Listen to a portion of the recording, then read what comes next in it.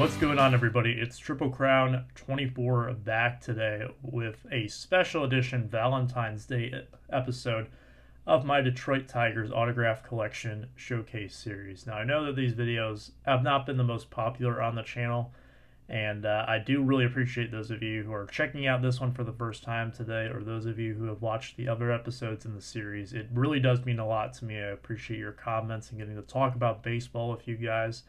I am having an absolute blast making these, and I'm going to keep doing them.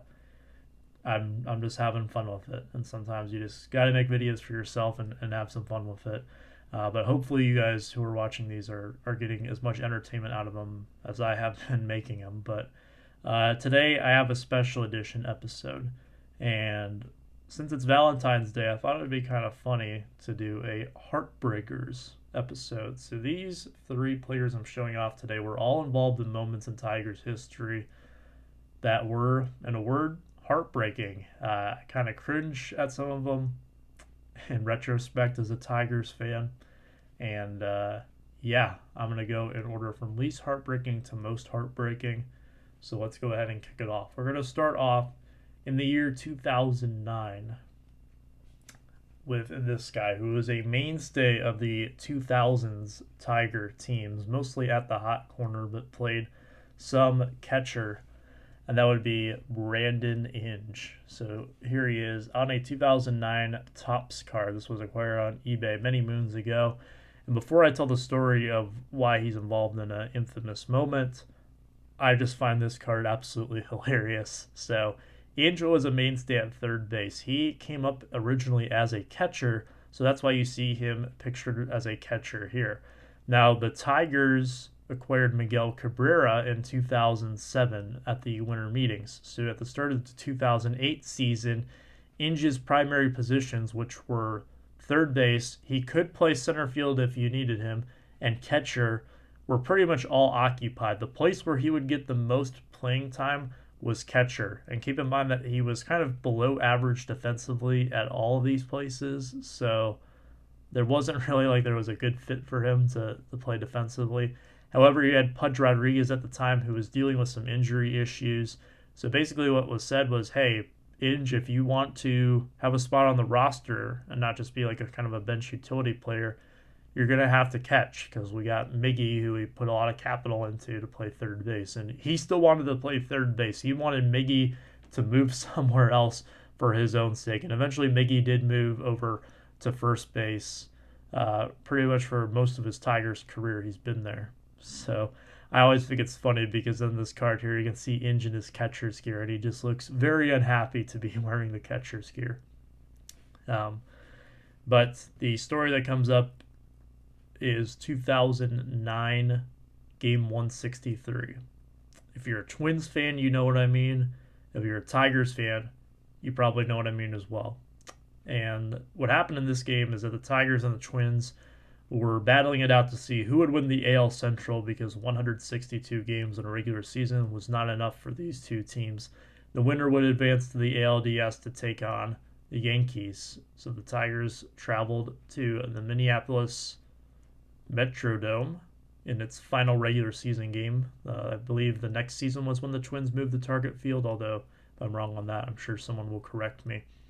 And as if that game wouldn't be dramatic enough, it goes to extra innings. And there was several close calls throughout. It was a 5-5 game in extra innings. There was a play at the plate that ended the 11th inning for the Twins that very well, just inches away from the Twins winning that game. It was literally photo finish, a throwout at home plate by Ryan Rayburn. However, in the 12th inning, the Tigers load up the bases for Brandon Inge. Now, I've seen a lot of times where Brandon Inge does not come through in the clutch. And this one here, when I saw him come up to bat, I still remember this, even though I was much younger back then. I still go, oh God, this is not going to end well, is it? And Inge claims that he had a ball graze his hand in the batter's box. Now, did the ball actually hit him? Well, replay would later show that, yeah, it looks like it did. But the home plate umpire said no, it didn't, keep going.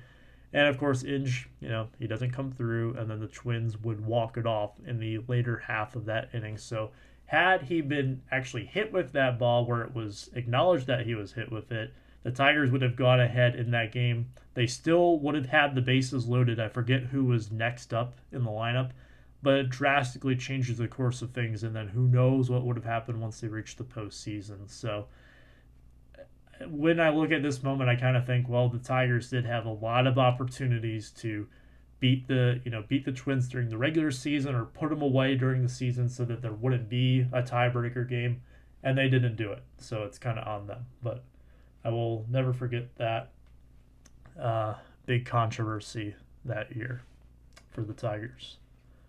All right, we move to another one. This guy was a relief pitcher, and he came in kind of after the Brandon Inge era, so to speak. And that would be Joaquin Benoit. So this was a TTM that was acquired a few years back. I believe he was with either the Nationals or the Padres at the time.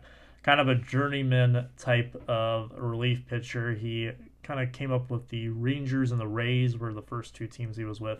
And then the Tigers got him on a pretty cheap deal to be the setup man. Well, in 2013, the Tigers made it to the American League Championship Series. Now, keep in mind, they're coming off of a season in which they were swept by the Giants in the World Series, and they came back in 2013 with a vengeance. This team was so dominant. Miguel Cabrera actually had a better season than he did in his Triple Crown season, in my opinion, in 2013. And they get past the A's, who are a very familiar enemy to them in the postseason at this point in time. They have Victor Martinez back in the lineup as well. He had missed the previous year with a torn ACL. Of course, you still have Miggy and Prince in the middle of the lineup. And they have Max Scherzer, who wins the Cy Young Award that season. You still have Justin Verlander, who's an all-star that year. You have just a fantastic pitching staff overall. And then you have the bullpen. And the bullpen was not great, we'll say. A lot of guys who just did not come through in the clutch. And Joaquin Benoit, unfortunately for him, as solid as he was and how he was actually one of the better relievers of the time, his Tigers tenure is always going to be defined by this one moment. Game 2 of the ALCS in 2013. The Tigers are up 5-1 in the 7th inning. They are already up 1-0 in the series over the Boston Red Sox. First 2 games of the series were at Fenway, by the way. So had the Tigers gone up 2-0, they would have been up 2 games with also 2 additional games of home field advantage in their corner, where Boston would have had to have won at least 2 games at Comerica Park to have won the series. Well, as fate would have it, it didn't quite go that way. The Red Sox came back in this game off of one swing of the bat of David Ortiz. So they loaded up the bases in the 7th inning. Joaquin Benoit faces off with David Ortiz. And when David Ortiz comes up, I remember this so well. I was sitting at home watching the game with my mom. And I remember telling her at the time, I've got a really bad feeling about this, because that crowd was absolutely nuts. David Ortiz, these are the kind of moments he lives for. This is a guy who is pretty clutch. And what does Joaquin Benoit do? Well, the very first pitch, he serves him up a fastball right down the middle. Now, I'm just including screen captures here of the actual play because I don't want to get copyright struck. But one of the, defining images, besides kind of the preview, like right before the swing, is when the ball sails into the bullpen. And this is a very infamous photo that was taken from this. You see Torrey Hunter trying to go over the wall to catch it, so his legs are straight up in the air. And then right beside him, you have the security officer in the bullpen with his arms up in triumph over Ortiz's game-tying grand slam. And really, after that moment, I kind of felt like it was over for the Tigers. The Red Sox went on to win that game in extra innings.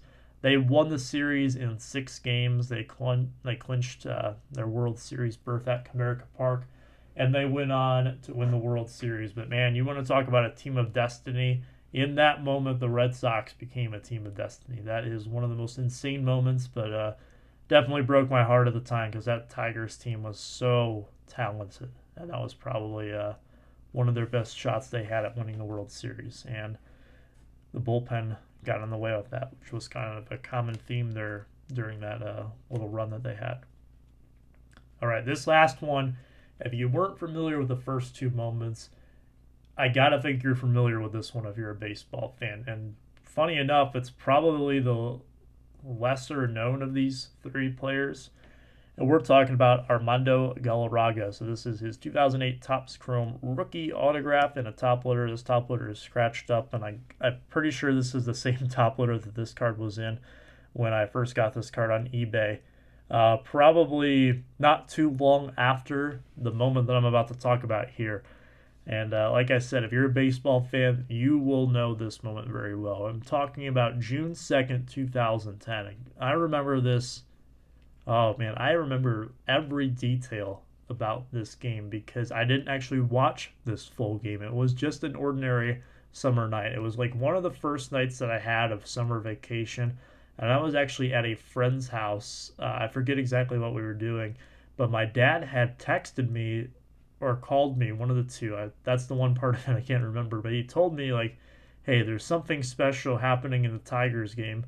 They're in the 6th inning. And I'm like, okay. So I check it out really quick, and you see that there's a perfect game going on. Well, I head home, and by the time that I get back home, it's now in the 7th inning, and it continues. So still perfect, and I'm thinking, well, I might get a chance to witness history here. So Galaraga goes the distance until he gets to the 27th batter, who is Jason Donald. He is the 9th hitter in the Cleveland Indians lineup. Now, perfect games. The last one had been Mark Burley a few years prior, and before that it had been quite a few years since we saw a perfect game. There had been two within the span of a month. You had the Dallas Braden one, and then you had the Roy Halladay one. So Galaraga could have the third perfect game in Major League history in a month, which is kind of crazy to think about because there hasn't been that many since then. But Galaraga faces Jason Donald. The play is at first base. It's a grounder to Miggy. He fields the ball, throws it to first where Galaraga covers the bag. Jason Donald is ruled safe by umpire Jim Joyce. And replay will show that Galaraga had him beat by pretty much a full step. This is before replay and challenges were a thing. So there's no challenging it, and the crowd just pours into Jim Joyce. And I can remember Mario and Pemba and Rod Allen, their call of it in the booth, just utter disbelief. People were so livid, I remember, after this event. And one of the greatest displays of sportsmanship the very next day, Galaraga presented the lineup card for the Tigers to Jim Joyce, who was the home plate umpire for that game. He was at first base the previous night when he made the safe call. Jim Joyce was in tears. They hugged it out. A very heartwarming way to end it. And man, the Tigers, which they've been around since 1901, there's been several no-hitters in their long storied franchise history, but never once has there been a perfect game. And this one was about as close as we got. Many Tigers fans call this one the 28 up, 28 down, because Galaraga did retire the next batter, which was considered the 28th out of the game because they thought the previous one was. So although the record books will not reflect that this was a perfect game, if you ask most Tigers fans, they'll tell you it was one step above a perfect game. It was 28 consecutive batters retired to start and end the game. So that was today's Heartbreakers episode. Hopefully you guys enjoyed it. I thought this would be an interesting one. If you have any ideas for future episodes in this series, please let me know down below. But until next time, I'll see you guys later. Be safe out there. Be kind. And as always, have a good one.